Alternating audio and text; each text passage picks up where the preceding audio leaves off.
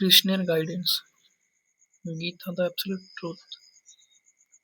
এখানে আপনাদেরকে কৃষ্ণ তরফ থেকে গাইডেন্স আছে, মানে আপনারা আপনাদের কর্ম করুন এবং সঙ্গে আধ্যাত্মিকতাও সেটাও ফলো করুন। মানে আপনাদেরকে কর্মযোগী হতে বলা হচ্ছে, কর্ম করুন প্লাস আধ্যাত্মিকতাও সেটাও সঙ্গে রাখুন। হয়তো কেউ কর্মের জন্য আধ্যাত্মিকতা বা স্পিরিচুয়াল প্রসেসে সময় দিতে পারছেন না, সেই জন্য বলা হচ্ছে কর্মযোগী হতে, কর্ম প্লাস আধ্যাত্মিক কার্যও করুন। এটাই গীতার মেন উপদেশ শ্রীকৃষ্ণের তরফ থেকে। আরো অনেক উপদেশ আছে, তার মধ্যে এটা একটি, কর্মযোগী হন, এই হচ্ছে আসল কথা। Next, the beginning. এখানে যে কোনো ক্ষেত্রে আপনাদের নতুন বিগিনিং হতে পারে। যারা ইয়ং আছেন, এডুকেশন হতে পারে, নতুন কোনো কোর্স করছেন, ডিগ্রি কোর্স বা কিছু এরকম হতে পারে, এডুকেশন লাইফে আছেন। তারপরে জব, ফ্যামিলি ম্যাটার, ফ্যামিলি কোনো ইস্যু বা লাভ রিলেশন, এতে নতুন কিছু ঘটতে চলেছে, নিউ বিগিনিং আসতে চলেছে। কারো ক্ষেত্রে অল্প সময় হতে পারে, কিছু মাস, কারো ক্ষেত্রে বছরও পেরিয়ে যেতে পারে।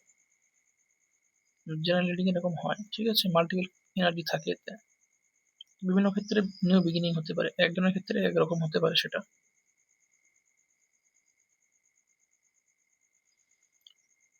Ask for god grace and help.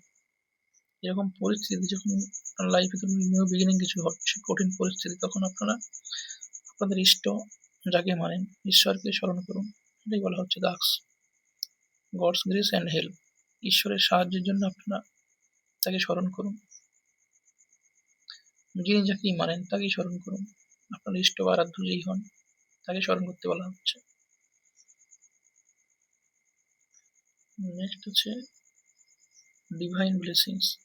যারা এখানে লাভ রিলেশনের কার্ড আছে, কাপেল আছে, তো এখানে যারা প্রেম নিয়ে চিন্তিত তাদের জন্য ডিভাইন ব্লেসিং আছে।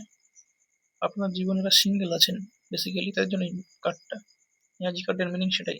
যারা সিঙ্গেল তাদের জন্য, তো আপনাদের জন্য নিউ লাভ অফার আসতে চলেছে। যারা সিঙ্গেল আছেন, ডিভাইন ব্লেসিং। বা রিলেশনে আছেন, সেটা আরো স্মুথ যাবে, গ্রো করবে রিলেশনটা। লাভ রিলেশনের একটা কার্ড আছে, ডিভাইন ব্লেসিং আছে এখানে লাভ রিলেশনের জন্য। চেঞ্জ অফ প্লেস, এটা হয়তো কেউ কেউ নিজের এডুকেশনের জন্য বা জবের জন্য নিজের স্থান পরিবর্তন করছেন, সেটা হতে পারে। আর কারো ক্ষেত্রে এটা আপনাদের নতুন বাড়ি হতে পারে, নিউ হাউস, সেটা হতে পারে, সেই জন্য চেঞ্জ অফ প্লেস সেটা হতে পারে। কোনোভাবে স্থান পরিবর্তন করছেন, নয় এডুকেশন নয় জব, বা কোনো ক্ষেত্রে কোথাও ঘুরতে যাচ্ছেন, চেঞ্জ অফ প্লেস আছে।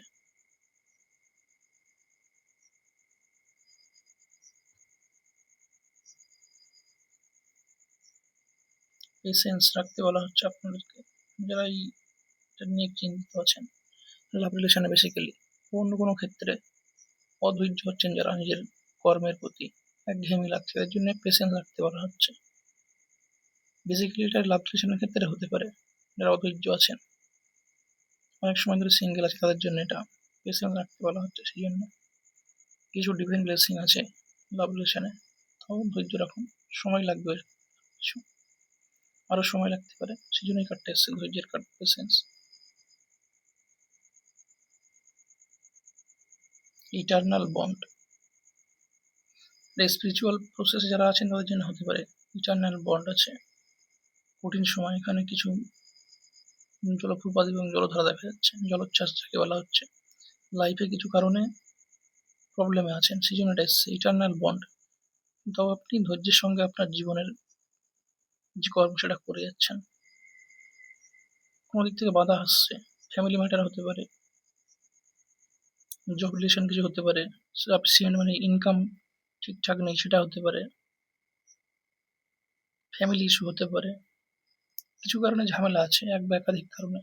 তো আপনি ধৈর্যের সঙ্গে কাজ করছেন, ইটার্নাল বন্ড আছে, আপনার ধৈর্যেই ধরুন সেটা, ঠিক আছে, কঠিন সময় পার হয়ে যাবে, সেটাই বলা হচ্ছে এখানে। ডিভাইন ব্লেসিংটাই অন্য ক্ষেত্রেও হতে পারে, একজনের ক্ষেত্রে একরকম হতে পারে। কেউ লাইফে নির্দিষ্ট কোনো প্রবলেম পড়ে আছে, সেই জন্য ডিভাইন ব্লেসিং এবং এটা এসছে ইটার্নাল বন্ড। আর ধৈর্যই আপনার এই কঠিন সময়কে পার হতে সাহায্য করবে। নেক্সট আছে let go of false ego. যদি আপনি কারোর প্রতি রেগে থাকেন বা ইগো, সেগুলো পার্সোনাল ইগো বলুন বা রাগ অভিমান, সেগুলো দূর করুন। এটাই এসছে let go of false ego. এটা হতে পারে মিথ্যা কিছু ইগো রেখে দিয়েছেন আপনি, বা রাগ অভিমান কিছু আছে, সেগুলো দূর করুন। এটাই আছে। যারা সাধনা করছেন তাদের জন্য নেক্সট একটা কার্ড আছে ডিভাইন দর্শন। মানে কিছু আপনি দৈবিক মুক্তি বলতে পারেন, সেটা দেখতে পারেন, বা কোনো তীর্থে যাচ্ছেন, সেটা হতে পারে ডিভাইন দর্শন। দৈবিক কিছু দেখার জন্য, মন্দির কিছু দর্শনের জন্য, বা তীর্থস্থানে যাচ্ছেন, সেটা হতে পারে। আর যারা স্পিরিচুয়াল কাজ করছেন, আপনাদের কিছু চক্র অ্যাক্টিভেশন হতে পারে, বা থার্ড আই অ্যাক্টিভ হতে পারে।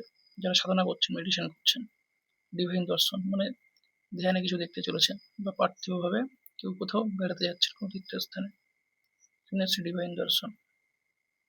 Thanks for watching.